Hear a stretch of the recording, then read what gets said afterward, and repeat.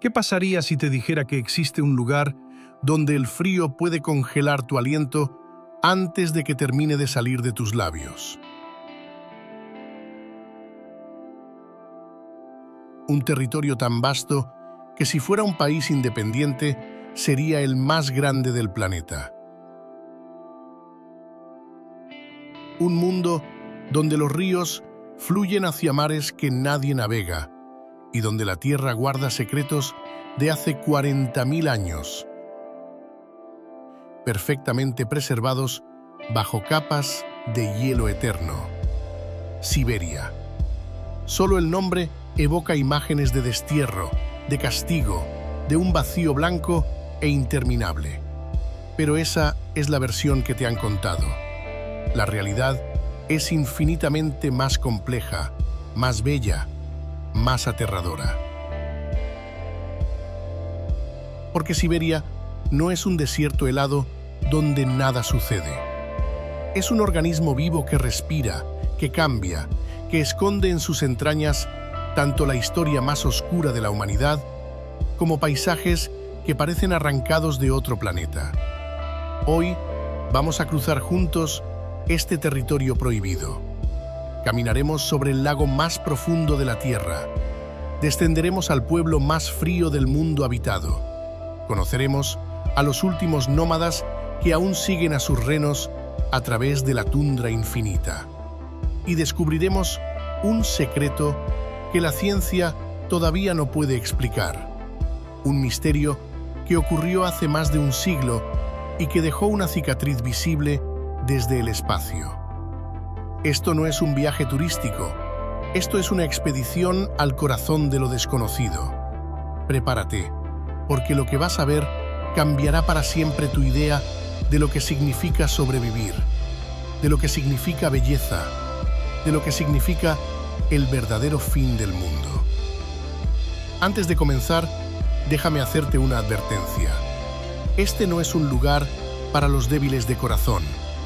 Siberia te pondrá a prueba, te hará cuestionar todo lo que creías saber sobre los límites del cuerpo humano, sobre la adaptación, sobre la perseverancia. Pero si persistes, si mantienes los ojos abiertos y el corazón receptivo, te recompensará con visiones que no encontrarás en ningún otro lugar de la Tierra. Siberia se extiende como un gigante dormido a lo largo del norte de Asia, ocupando la mayor parte del territorio ruso al este de los montes Urales.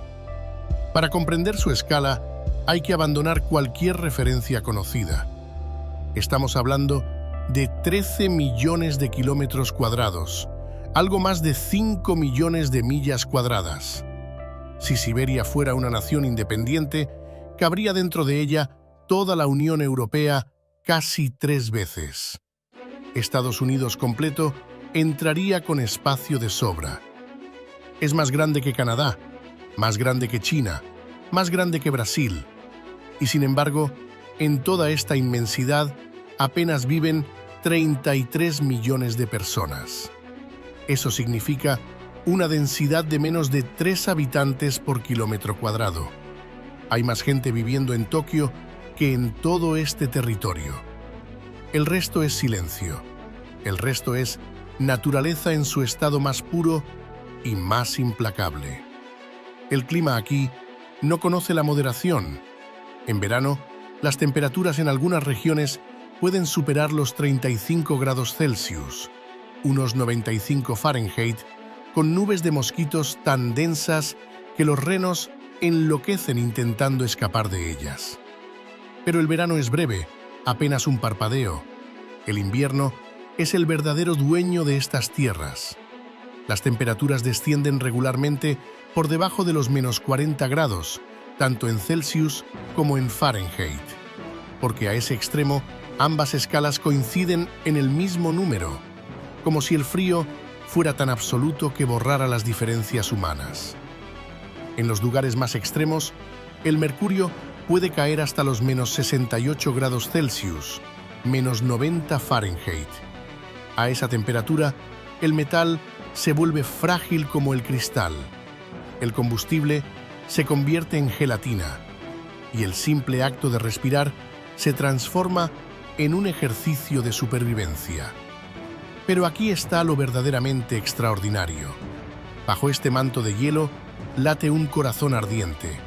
Siberia contiene algunas de las mayores reservas de petróleo, gas natural, diamantes, oro y madera del planeta entero. Es una paradoja viviente, un tesoro congelado que ha moldeado imperios y que sigue determinando el destino de naciones. Nuestro viaje comienza donde termina la Rusia que la mayoría conoce, en una ciudad que pocos pueden ubicar en el mapa, pero que alberga más de 1,5 millones de almas. Novosibirsk. El nombre significa literalmente Ciudad Nueva de Siberia, aunque ya tiene más de 130 años de historia. Surgió de la nada cuando el ferrocarril transiberiano necesitó un punto de cruce sobre el poderoso río Ob, y desde entonces no ha dejado de crecer. Caminar por sus calles en invierno es una experiencia que desafía todo lo que creías saber sobre el frío. El termómetro marca menos 25 grados Celsius, unos 13 bajo cero Fahrenheit, y sin embargo, la vida continúa con normalidad desconcertante. Los niños van al colegio, los trabajadores esperan el tranvía. Las babushkas, esas abuelas rusas envueltas en capas de lana, venden pepinillos encurtidos en los mercados callejeros. El vapor de tu respiración se cristaliza instantáneamente, formando pequeñas nubes que flotan a tu alrededor como fantasmas efímeros. El sonido de tus pasos sobre la nieve compactada es diferente aquí.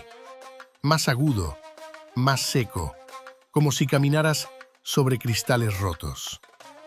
Lo que pocos visitantes descubren es que bajo esta apariencia de ciudad soviética gris y funcional, se esconde una vida cultural vibrante.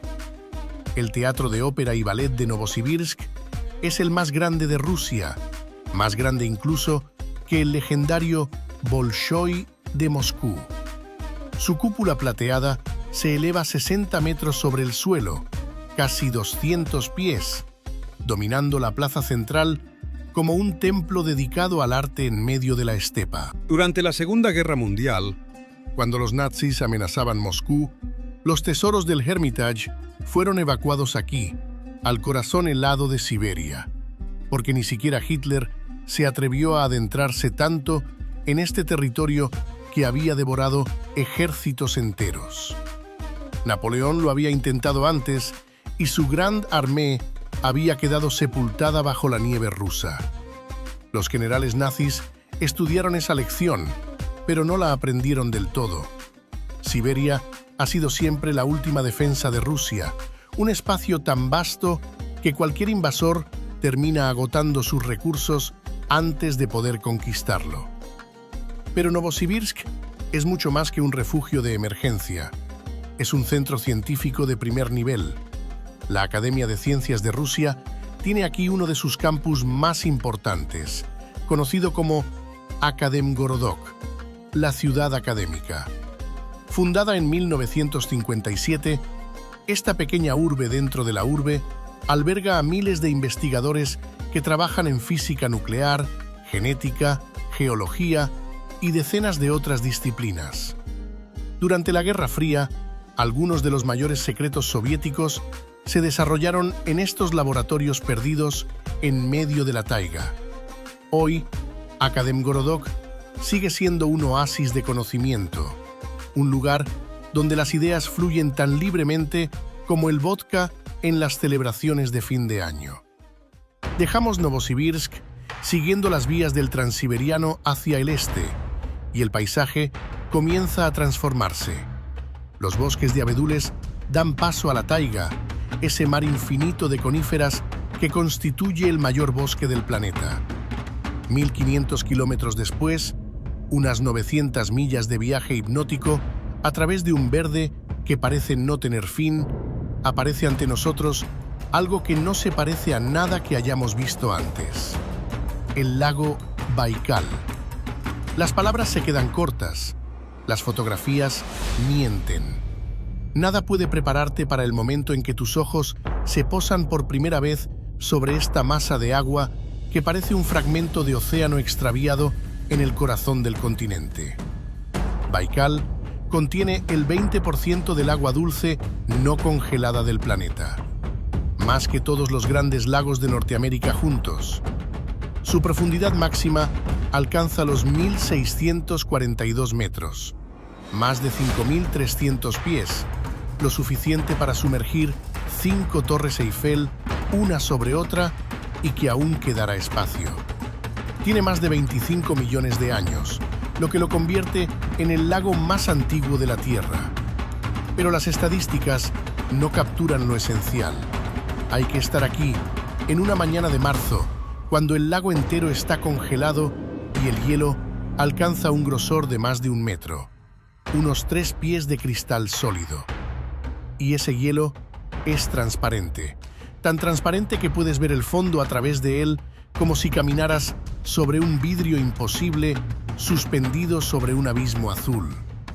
El color del hielo cambia según la luz. A veces es turquesa, a veces esmeralda, a veces un azul tan profundo que parece negro. Y cuando el sol del atardecer lo atraviesa, el hielo canta. Se escuchan crujidos, gemidos, notas graves que resuenan bajo tus pies como si el lago hablara un idioma que los humanos hemos olvidado. Los locales llaman a esto la voz de Baikal y aseguran que el lago está vivo, que tiene espíritu propio. Después de escucharlo, cuesta no creerles. Pero el Baikal guarda más secretos bajo su superficie. Es el hogar de más de 1.800 especies endémicas, criaturas que no existen en ningún otro lugar del planeta. La nerpa, la única foca de agua dulce del mundo, nada en estas aguas heladas. Los golomiancas, peces translúcidos que habitan las profundidades, estallan literalmente si los subes a la superficie, porque sus cuerpos están adaptados a presiones extremas. El ómul, un salmón local, ha alimentado a las comunidades ribereñas durante miles de años y sigue siendo considerado una delicia gastronómica. Durante el verano, cuando el hielo se derrite, el lago se transforma completamente. El agua se vuelve de una claridad casi irreal, permitiendo ver hasta 40 metros de profundidad, más de 130 pies de visibilidad. Los buceadores que se atreven a sumergirse en estas aguas gélidas describen la experiencia como flotar en el vacío, suspendidos en un azul infinito sin referencias de arriba o abajo. Hay quienes dicen que el Baikal tiene propiedades curativas, que beber su agua o bañarse en ella rejuvenece el cuerpo y el espíritu.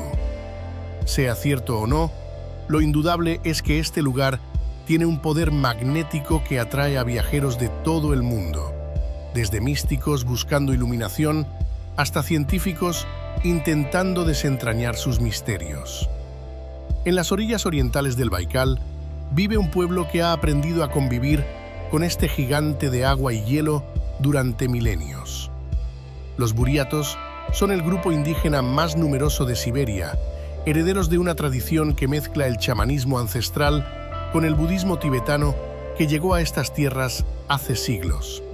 Su territorio es la República de Buriatia, una región semiautónoma donde los templos budistas comparten el horizonte con los oboo, esos montículos de piedras sagradas donde los espíritus de la naturaleza reciben ofrendas de los viajeros. Visitamos un Datsan, un monasterio budista en las afueras de Ulan-Ude. El edificio principal brilla bajo el sol con colores que parecen irreales en este paisaje de tonos apagados: rojo intenso, amarillo dorado, verde jade. Los monjes de túnicas color azafrán recitan mantras en tibetano mientras el viento arrastra el sonido de las campanas ceremoniales a través de la estepa. Pero lo más sorprendente está dentro del templo principal. Allí, en posición de meditación, descansa el cuerpo del Lamadashi Dorso Itigilov. Murió en 1927, hace casi un siglo, y su cuerpo no se ha descompuesto. Sin embalsamamiento, sin intervención química, su cuerpo permanece en un estado que la ciencia no puede explicar. Los devotos lo consideran un milagro. Los científicos que lo han examinado simplemente admiten no entender el fenómeno. Sea cual sea la explicación, la experiencia de estar frente a él es perturbadora y fascinante a partes iguales. Un recordatorio de que Siberia guarda misterios que escapan a nuestra comprensión. Continuamos hacia el norte y el paisaje se vuelve progresivamente más hostil. Los árboles se hacen más pequeños, más retorcidos, como si el viento y el frío los hubieran esculpido en formas de agonía perpetua. Finalmente, la taiga cede paso a la tundra, esa planicie sin árboles donde el suelo permanece congelado durante todo el año. Es el permafrost, una capa de tierra helada que puede alcanzar profundidades de hasta 1.500 metros, casi 5.000 pies. Y es aquí, en la República de Sajá, donde encontramos el lugar más frío habitado permanentemente del planeta. Oymyakon. El nombre significa agua que no se congela en lengua yakuta, una cruel ironía considerando que aquí se registró la temperatura más baja de cualquier lugar habitado, menos 67.8 grados Celsius, menos 90 Fahrenheit. El día que llegamos, el termómetro marca un relativamente suave menos 42. Suave, dicen los locales, sin ironía aparente. En Oymyakon viven unas 500 personas que han desarrollado técnicas de supervivencia únicas. Los coches nunca se apagan. Dejarlos reposar significa que nunca volverán a arrancar porque el combustible y el aceite se solidifican. Las casas se construyen sobre pilotes para no derretir el permafrost con el calor de la calefacción, lo que causaría que se hundieran. Los muertos no pueden ser enterrados porque la tierra está dura como el hormigón, así que las tumbas se cavan con fuego durante varios días antes del entierro. Y sin embargo, hay niños jugando en la calle. Hay una escuela que solo cierra cuando la temperatura baja de menos 52 grados. Hay una tienda de comestibles, aunque la selección se limita a lo que puede sobrevivir el viaje de 1000 kilómetros desde la ciudad más cercana. La vida encuentra la manera, siempre encuentra la manera. Los habitantes de Oymyakon comen principalmente carne y pescado, porque las verduras simplemente no sobreviven aquí. El caballo yakuto, una raza local extraordinariamente resistente, pasta en la tundra incluso cuando la nieve alcanza 1 metro de profundidad, escarbando con sus cascos para encontrar la hierba seca que se esconde debajo. La leche de yegua fermentada, llamada kumis, es una bebida tradicional que proporciona vitaminas esenciales durante los largos meses de oscuridad invernal. Porque sí, aquí el sol desaparece casi por completo durante diciembre y enero, dejando apenas 3 horas de un crepúsculo grisáceo que apenas merece llamarse día. Y sin embargo, los yakutos han desarrollado una cultura rica y sofisticada. Tienen una tradición épica oral comparable en extensión y complejidad a la Ilíada. Fabrican joyas de plata intrincadas que se transmiten de generación en generación.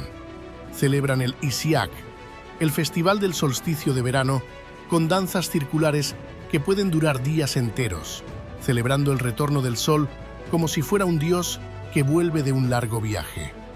Vivir en Oymyakon no es simplemente sobrevivir, es mantener viva una forma de existencia que desafía todo lo que el mundo moderno considera normal o necesario.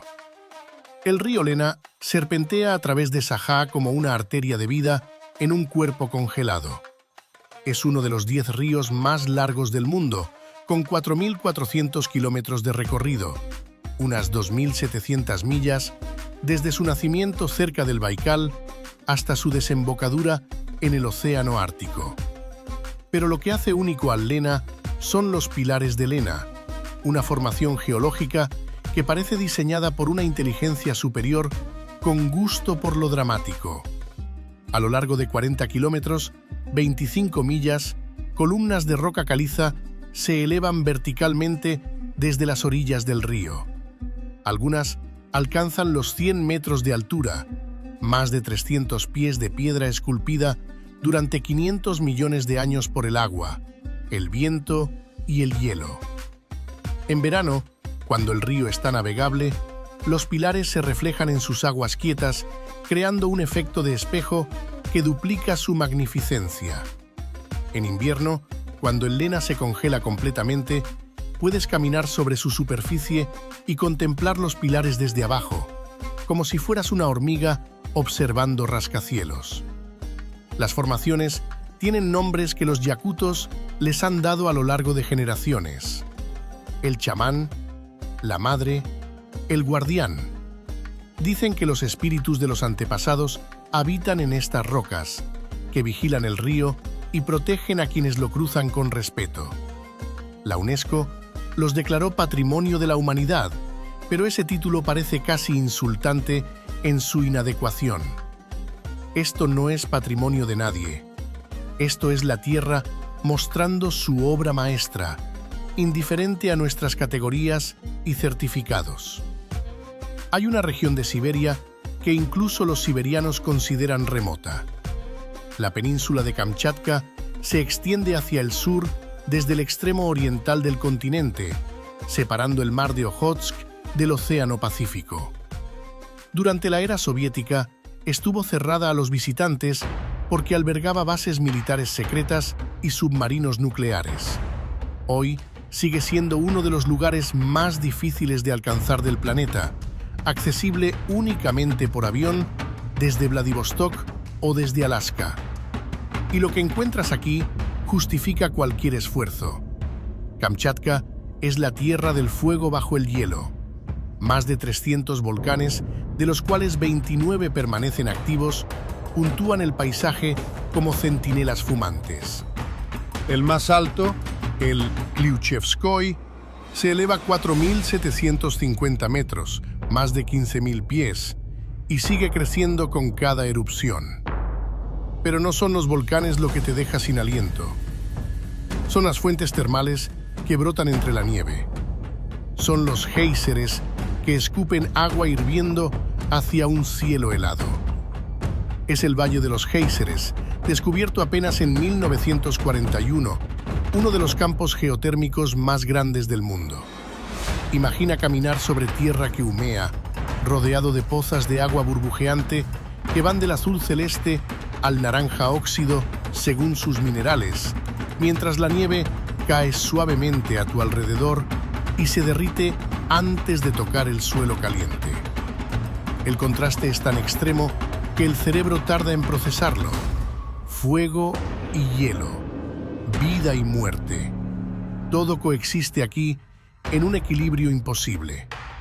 La fauna de Kamchatka es tan extraordinaria como su geología. Aquí vive la mayor población de osos pardos de Rusia, quizás del mundo entero. Se estima que más de 15.000 ejemplares deambulan por la península, alimentándose de los salmones que remontan los ríos cada verano en números que desafían la imaginación. En julio y agosto, los ríos de Kamchatka se tiñen literalmente de rojo con los cuerpos de millones de salmones que han viajado miles de kilómetros desde el Pacífico para desovar en los mismos arroyos donde nacieron. Los osos se congregan en las cascadas y los rápidos, atrapando peces con una habilidad que parece casi deportiva. A veces comen solo el cerebro y las huevas, dejando el resto del cuerpo para águilas, zorros y el ecosistema entero que depende de esta abundancia estacional. Es un espectáculo de vida salvaje que rivaliza con las migraciones del Serengeti o las ballenas de Alaska. Y todo sucede contra un telón de fondo de volcanes humeantes y playas de arena negra donde las olas del Pacífico rompen con furia primordial. Los kamchadales, el pueblo indígena de la región, vivieron aquí durante miles de años en completo aislamiento, desarrollando una cultura única basada en la pesca, la caza de mamíferos marinos y un chamanismo que consideraba cada volcán como un espíritu con voluntad propia. Algunos de esos volcanes siguen recibiendo ofrendas de visitantes que prefieren no arriesgarse a ofender a las fuerzas que duermen bajo la tierra. En los bosques de Kamchatka y en las zonas más orientales de Siberia habita el mayor felino del planeta. El tigre siberiano, también llamado tigre de Amur, es más grande que sus primos de India o Sumatra. Los machos adultos pueden superar los 300 kilogramos, más de 660 libras de músculo puro y medir más de 3 metros de longitud, unos 10 pies, desde el hocico hasta la punta de la cola. Su pelaje es más claro y más espeso que el de otros tigres, una adaptación perfecta a los inviernos donde la temperatura cae por debajo de los -40 grados. A principios del siglo XX estuvieron al borde de la extinción, con apenas 40 individuos sobreviviendo en estado salvaje. Hoy, gracias a décadas de protección, su número ha aumentado hasta unos 500 ejemplares.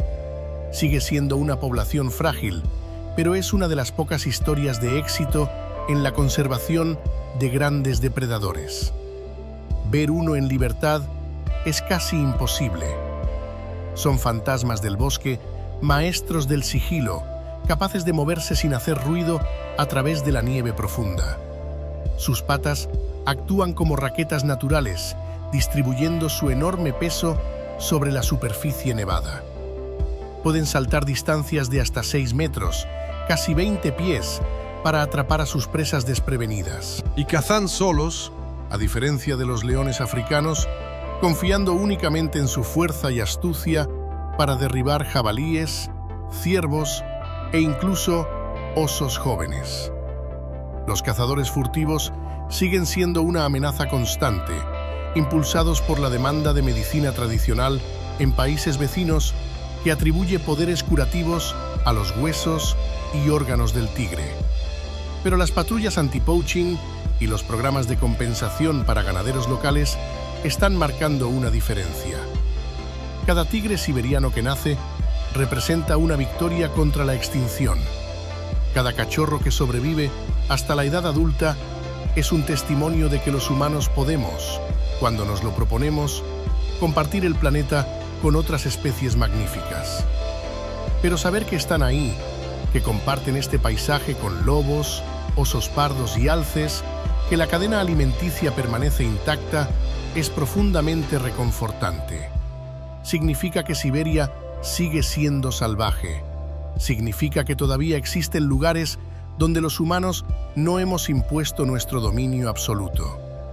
Hay un evento en la historia de Siberia que sigue desafiando toda explicación satisfactoria.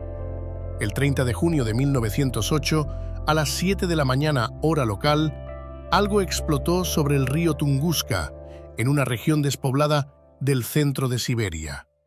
La explosión fue equivalente a entre 10 y 15 megatones de TNT, 1000 veces más potente que la bomba de Hiroshima. Arrasó 80 millones de árboles en un área de 2.000 kilómetros cuadrados, unas 800 millas cuadradas. El fogonazo se vio a 600 kilómetros de distancia.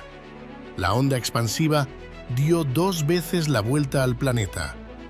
Durante varias noches, el cielo de Europa y Asia brilló con una luminosidad extraña que permitía leer el periódico a medianoche.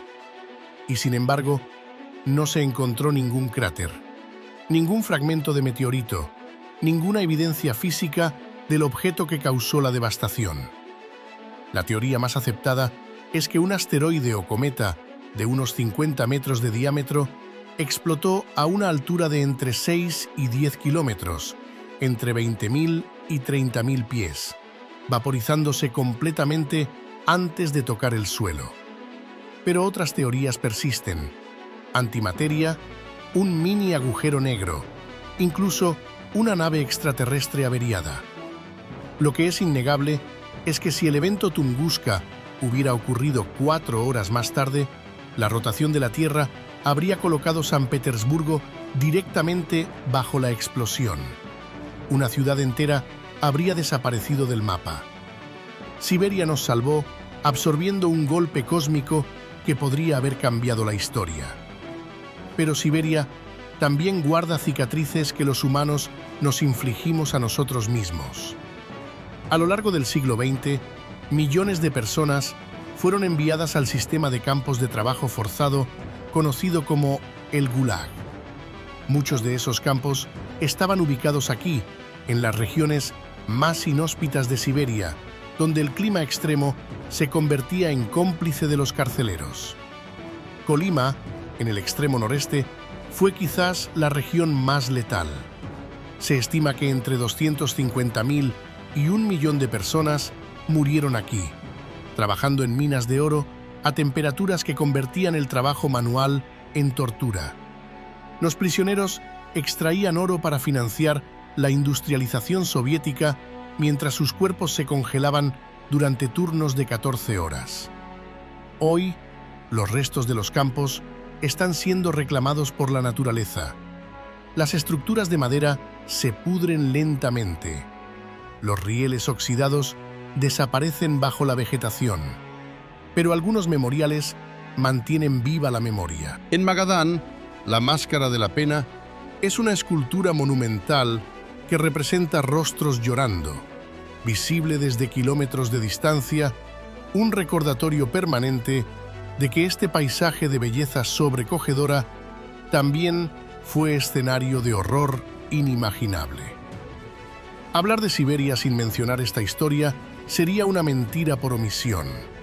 La tierra que guarda mamuts congelados también guarda los huesos de quienes murieron por crímenes inexistentes, por pertenecer al grupo equivocado, por decir la palabra incorrecta.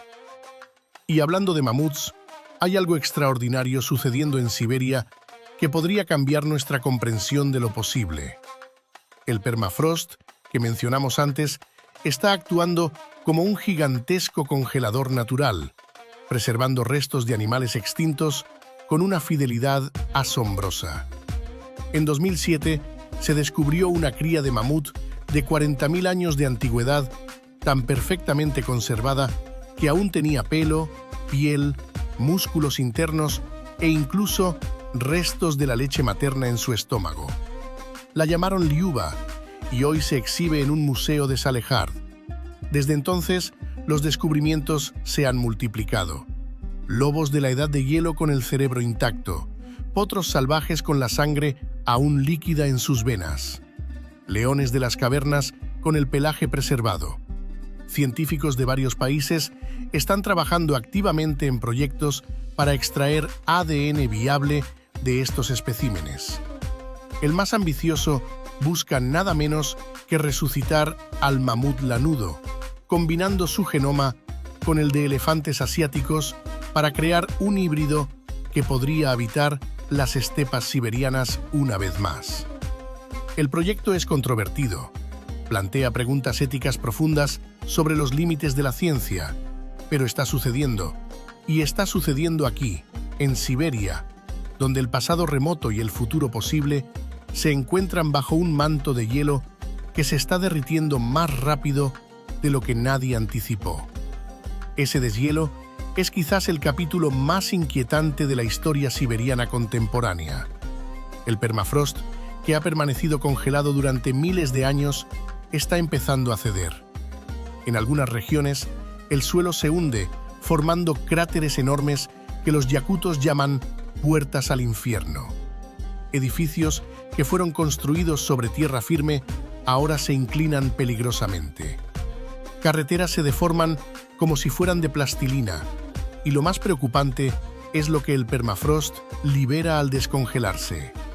Gases de efecto invernadero, principalmente metano y dióxido de carbono, que habían estado atrapados durante milenios. También virus y bacterias antiguos, algunos de los cuales podrían ser patógenos para los humanos actuales. En 2016, un brote de ántrax en la península de Yamal mató a un niño y enfermó a decenas de personas.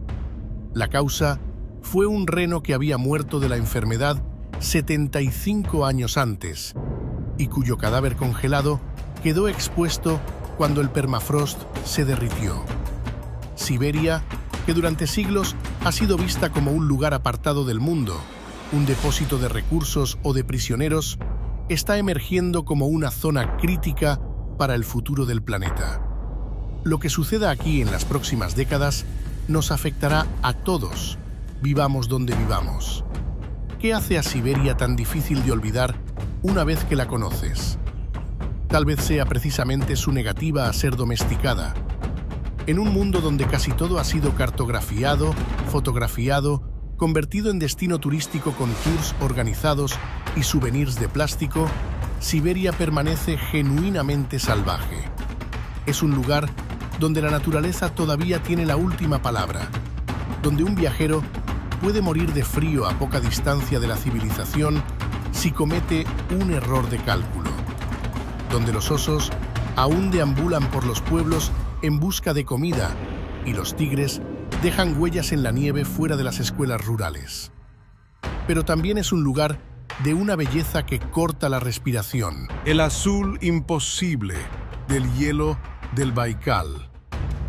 El vapor que se eleva de las fuentes termales de Kamchatka mientras la nieve cae a tu alrededor. El silencio absoluto de la tundra, un silencio tan profundo que puedes escuchar los latidos de tu propio corazón. Las auroras boreales que danzan en el cielo invernal como cortinas de luz verde y púrpura desplegadas por dioses juguetones. ¿Recuerdas la pregunta con la que empezamos? ¿Dónde termina el mundo conocido?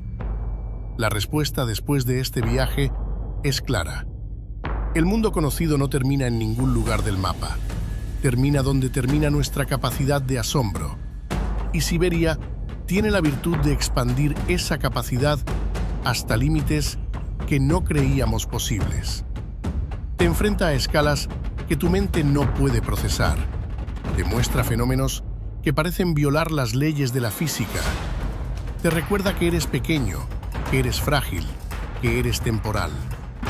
Pero también te muestra que perteneces a algo más grande, que la misma vida que late en tu pecho late también en los bosques de alerces, en las manadas de renos, en los ríos que fluyen hacia mares helados. Siberia no es el fin del mundo, es el principio de una forma diferente de entenderlo, un recordatorio de que más allá de nuestras ciudades, nuestras pantallas, nuestras preocupaciones cotidianas, existe un planeta de una majestuosidad que apenas hemos empezado a comprender. Si alguna vez tienes la oportunidad de venir aquí, hazlo. No como turista que colecciona fotografías, sino como peregrino que busca perspectiva. Deja que el frío te cale los huesos. Deja que el silencio te llene los oídos. Deja que la vastedad te abrume. Y luego vuelve a casa, sabiendo algo que sabías, pero habías olvidado. Que estás vivo, que el mundo es inmenso y que todavía quedan lugares donde los mapas dicen terra incognita, territorio desconocido, y donde lo desconocido sigue siendo verdad. Siberia te espera, no con los brazos abiertos, porque este no es un lugar que corteje visitantes con facilidades. Te espera con la indiferencia majestuosa de quien no necesita impresionar a nadie. Te espera con desafíos que pondrán a prueba tu resistencia, pero también te espera con revelaciones que transformarán tu forma de ver el mundo y tu lugar en él. Porque Siberia no es solo un destino geográfico, es un estado mental. Es la prueba de que más allá de lo cómodo, existe un universo de posibilidades. Es el recordatorio de que la aventura verdadera todavía existe para quienes la buscan. Y es la última frontera auténtica de nuestro planeta. Un lugar donde los mapas terminan. Gracias por acompañarme. Siberia no juzga, Siberia simplemente es. Y ser testigo de ello es un privilegio único.